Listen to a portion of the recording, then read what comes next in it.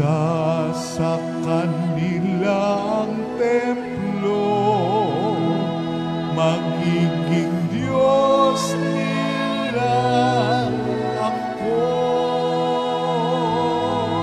Sila'y magiging bayan ko. Alleluia,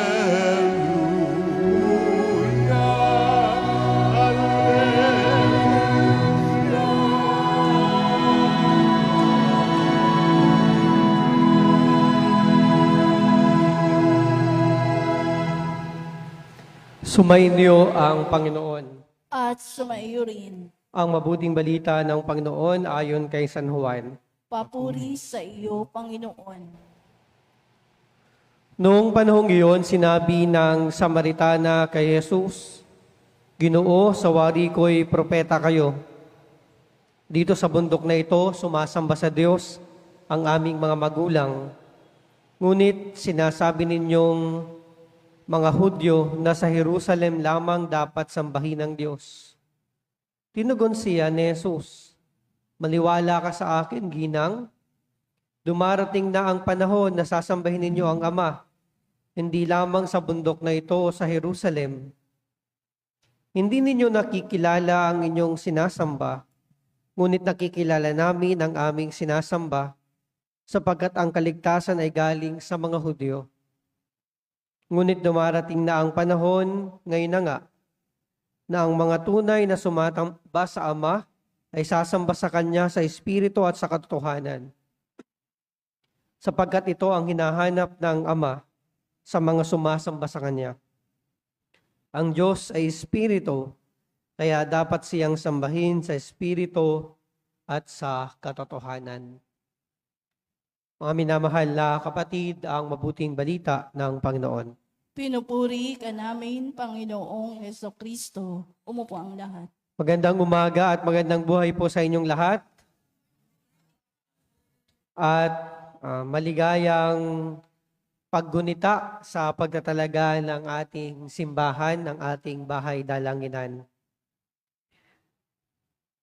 Marahil marami sa atin ang may isang lugar na tinatawag na ating home o tahanan. Hindi lamang ito isang gusali. Ito ay lugar ng pag-uwi, pahinga, pagtanggap at pagmamahal. Kapag sinabing uuwi na ako, hindi lamang bahay ang tinutukoy natin, kundi ang mga taong naghihintay at nagmamahal sa atin.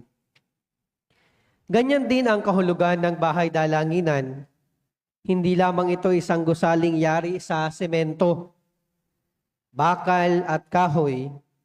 Ito ay tahanan ng Diyos sa piling ng kanyang bayan at tahanan ng bayan sa piling ng Diyos. Sa unang pagbasa mula kay Ezekiel, nakita ng propeta ang kalulhatian ng Diyos na muling pumasok sa templo. Sinabi ng Panginoon, ito ang luklukan ng aking trono. Maninirahan ako sa gitna ng Israel magpakailanman. Ang templo ay naging tanda ng presensya ng Diyos. Hindi dahil kailangan ng Diyos ng bahay, kundi dahil nais niyang ipaalam na hindi niya iniiwan ang kanyang bayan. Sa Ebanghelyo naman, sinabi ni Jesus sa babaeng Samaritana na darating ang panahon na ang tunay na pagsamba ay hindi na nakatali sa isang bundok o isang templo lamang.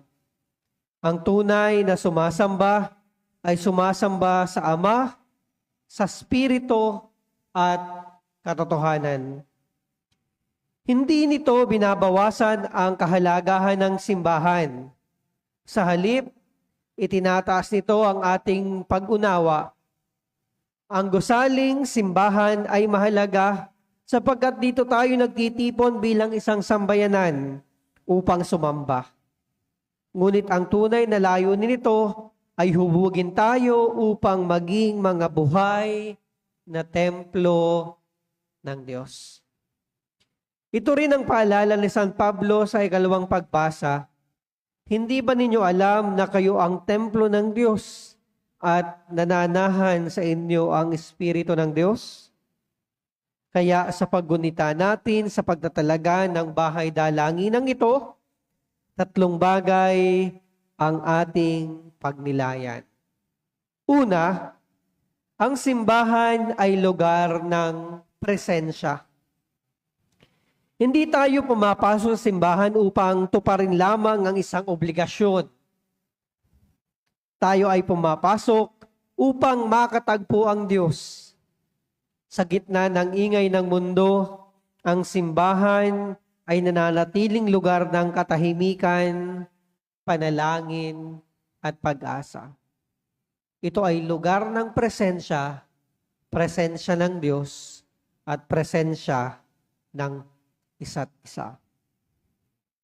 Ikalawa, ang simbahan ay lugar ng pagbabago. Walang taong lumalapit sa Diyos na hindi inaaniyahang magbago. Dito tayo tumatanggap ng kapatawaran, lakas, at bagong simula. Ang bawat misa ay hindi lamang pagtatapos ng isang ritual, kundi simula ng isang panibagong pamumuhay. Ang simbahan ay lugar ng pagbabago. Kaya nga tuwing papasok at lalabas tayo sa bahay dalanginang ito, tayo ay inaanyahan sa isang natatanging aksyon, ang pagbabago ng ating buhay. Ikatlo, ang simbahan ay lugar ng pagpapadala. Pagkatapos ng misa, sinasabi ng pari, humayo kayo. Ibig sabihin, ang pagsamba ay hindi nagtatapos sa loob ng simbahan. Dadalhin natin ang presensya ng Diyos sa ating pamilya, trabaho, paaralan at komunidad. Kung tayo ay templo ng Espiritu Santo, dapat makita ng iba ang Diyos sa paraan ng ating pamumuhay. Mga kapatid, ang pinakamagandang paraan upang parangalan ng ating bahay dalanginan ay hindi lamang sa pagpapanatiling malinis at maganda nito. Higit sa lahat, panatilihin nating malinis ang templo ng ating puso. Ang isang magandang simbahan ay nagiging higit na makahulugan kapag ang mga taong pumapasok dito ay nagsisikap ding maging banal. Naway tuwing tatawid tayo sa pintuan ng ating simbahan, lagi nating alalahanin tayo pumapasok upang makatagpo ang Diyos. At sa tuwing lalabas tayo naman ang inaasahang maging tanda ng kanyang presensya sa mundo. Muli mga kapatid, ang simbahan ay lugar ng presensya. It is a place of presence. Ang simbahan ay lugar ng pagbabago. The church is a place of transformation, of change. At ikatlo, ang simbahan ay lugar ng pagpapadala. A church is a place of mission. Presence, transformation, and mission.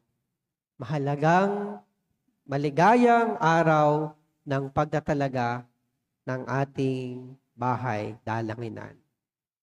Amen.